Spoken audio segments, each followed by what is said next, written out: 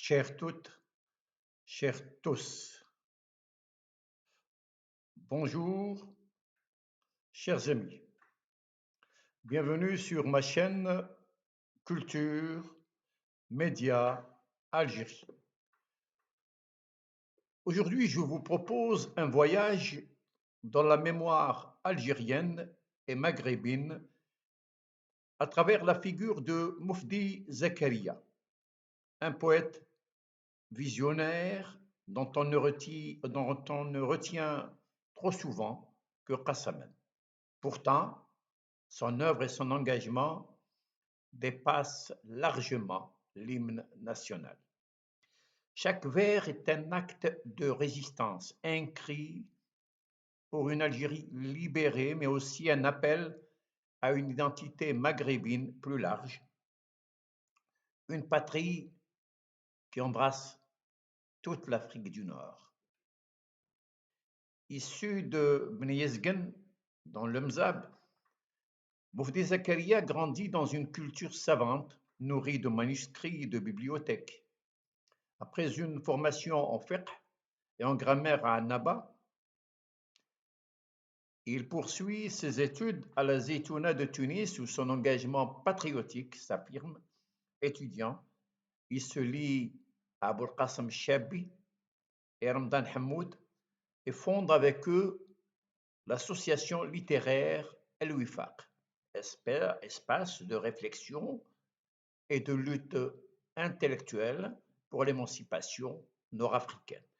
Rapidement, il rejoint l'Étoile nord-africaine, ENA, et milite contre l'assimilation culturelle et la domination coloniale. Sa plume devient une arme, chaque poème une déclaration de guerre contre l'occupant. Son engagement lui vaut 5 séjours en prison entre 1937 et 1959. Arrêté avec Messali El Haj et les dirigeants du PPA, Parti du peuple algérien, il connaît la torture et les brutalités carcérales. Mais les prisons ne l'éteignent pas et ne l'atteignent pas. Elles nourrissent sa rage et alimentent son cri de liberté. Il écrit sur les murs, transformant la poésie en ultime forme de résistance. En 1955, Abban Ramdan lui commande Qassaman pour porter la voix du FLN, mise en musique par Mohamed Triki, un musicien tunisien, puis harmonisé par Mohamed Fawzi, égyptien. L'hymne est enregistré en 1957 à Tunis. Mais Qassaman n'est pas son seul chant. Il compose aussi Fida El Jazair pour le PPA et d'autres hymnes révolutionnaires.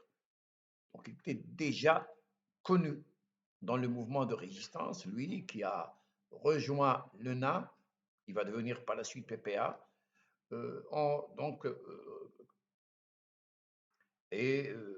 anime des conférences et écrit aussi, bien entendu, de la poésie. Sa poésie accompagne les armes des combattants et les rêves des opprimés. Moufdi Zakaria refuse les frontières artificielles et défend une identité maghrébine élargie.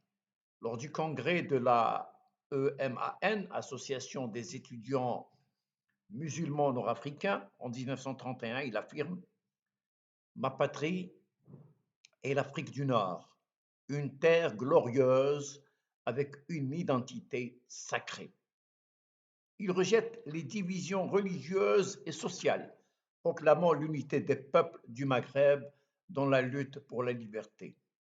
Déçu par les luttes de pouvoir après 62, il se retire de la sphère politique et se consacre à la littérature. Il écrit une lettre à Ben Bella dans laquelle il demandait la libération des détenus politiques. Boumediene envisage même de modifier l'hymne national.